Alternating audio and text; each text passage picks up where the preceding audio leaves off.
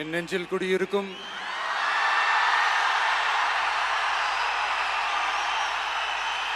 உங்கள் அனைவருக்கும் என்னுடைய வணக்கம். வணக்கம் வணக்கம்.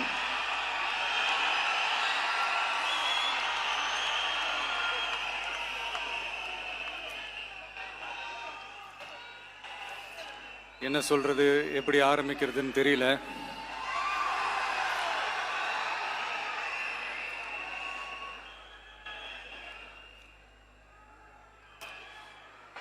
சினிமாவில் எப்படியாவது கஷ்டப்பட்டு வெற்றி அடையணும்னு இருந்த ஒரு சாதாரண அசிஸ்டன்ட் டைரக்டருக்கு பிறந்த ஒரு பிள்ளையா எனக்கும் வாழ்க்கையில் வறுமைனா என்னன்னு எனக்கு நல்லாவே தெரியும், பசினா என்னன்னு எனக்கு நல்லாவே தெரியும். நான் ஒன்றும் பெரிய மன்னர் பரம்பரையிலிருந்தெல்லாம் வந்துடல. உங்களை மாதிரி தான், உங்களில் ஒருத்த மாதிரி தான், உங்கள் குடும்பத்தில் ஒருத்த மாதிரி தான், உங்கள் புள்ள மாதிரி தான், உங்கள் மகன் மாதிரி தான், உங்கள் அண்ணன் மாதிரி தான், உங்கள் தம்பி மாதிரி தான்.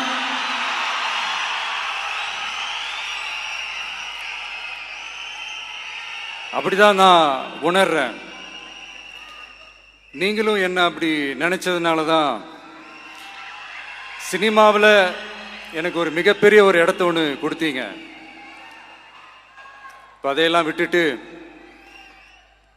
உங்களுக்காக நன்றி கடன் செலுத்துறதுக்காக அரசியலுக்கு வந்த உங்க விஜய, இந்த விஜய, நீ வா விஜய், நாங்களா இருக்கோம், பாத்துக்கிறோம். விஜய் தம்பி நீ வா, நாங்க இருக்கோம். விஜய் தம்பி நீ வா, நாங்க இருக்கோம். அண்ணா நீ வாடா, நாங்களா இருக்கோம். நண்பா நீ வா நண்பா, நாங்களா இருக்கோம் சொல்லி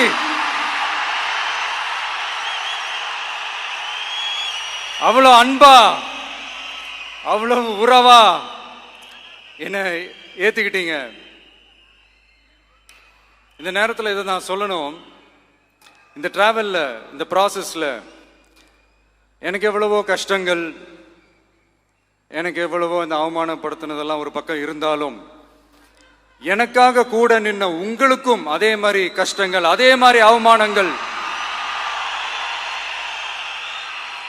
அதையெல்லாம் நீங்க பெருசா எடுத்துக்காம, அதையெல்லாம் நீங்க பொருட்டாவே எடுத்துக்காம, என்னோட வலிகளை, என்னோட வேதனைகளை உங்களோட தான் நினைச்சு என் கூடவே நின்னு இன்னைக்கு சி ஜோசப் விஜய் எனும் நான்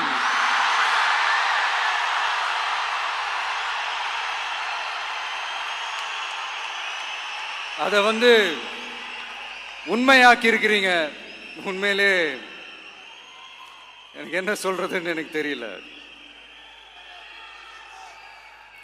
என்னுடைய உறவுகளே, என்னுடைய சொந்தங்களே,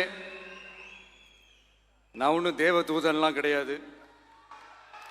நானும் ஒரு இயல்பான ஒரு வாழ்க்கை வாழ்ற ஒரு சாதாரணமான மனுஷன்தான். நான் முன்னாடியே சொன்ன மாதிரி அது செய்வேன் இது செய்வேன்னு பொய்யான வாக்குறுதிகள்லாம் கொடுத்து உங்களை நான் ஏமாற்ற மாட்டேன். எது சாத்தியமோ அது மட்டும்தான் நான் செய்வேன். இம்மிடியட்டா உங்க மனசுல ஒரு கேள்வி ஒன்று வரலாம், அப்ப சாத்தியம் இல்லாததை செய்ய மாட்டாங்களா, செய்ய முடியாதா அப்படின்ற ஒரு கேள்வி ஒன்று வரலாம். இத்தனை கோடி மக்கள் என் கூட இருக்கும் போது எது வந்தாலும் பார்த்துக்கலாம், என்ன வந்தாலும் பார்த்துக்கலாம் அப்படின்ற அந்த கான்பிடன்ஸ் என் மனசுல இருக்கு. இன்னொரு விஷயமும் நான் இங்க சொல்லணும். இன்னைக்கு நம்ம தமிழ்நாடு கவர்மெண்ட் இருக்கிற அந்த நிலைமையை பத்தி நான் உங்ககிட்ட நான் சொல்லணும். கிட்டத்தட்ட 10 லட்சம் கோடிக்கு மேல கடன் வாங்கி வச்சுட்டு போயிருக்கிற இன்னைக்கு அந்த தமிழ்நாடு அரசு இருக்கிறப்போ, கஜானாவை சுத்தமா தொடச்சி வலிச்சு வச்சுட்டு போயிருக்கிறப்போ, தூக்க முடியாத சுமையை ஏத்தி வச்சுட்டு போயிருக்கிறப்போ,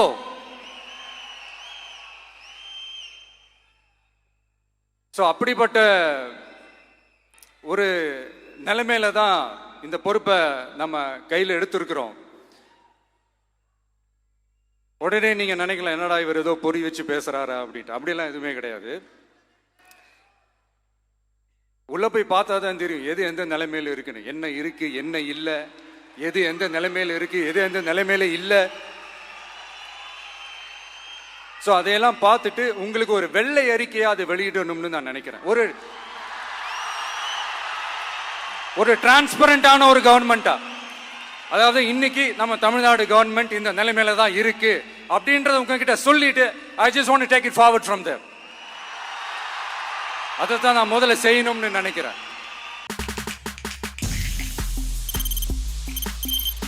தவிர்க்க முடியாத தம்ப்நெயில்ஸ், கலக்கலான கண்டென்ட்ஸ், சினிமாவும் சீரியஸ் பிரச்சனைகளும், பல வருடங்கள் இடைவெளிக்கு பிறகு இந்த படத்துல ஒரு கலகலப்பும் கைகலப்பும், me too love you thank you sir. அவருக்கு அந்த மாஸ் ஏத்துறது இருக்குல்ல, போயிட்டே தான் இருக்காரே தவிர பிரேக்கே இல்லாமல் பிரேக்கிங் நியூஸ் சொல்லும் தந்தி டிவி ஆப்.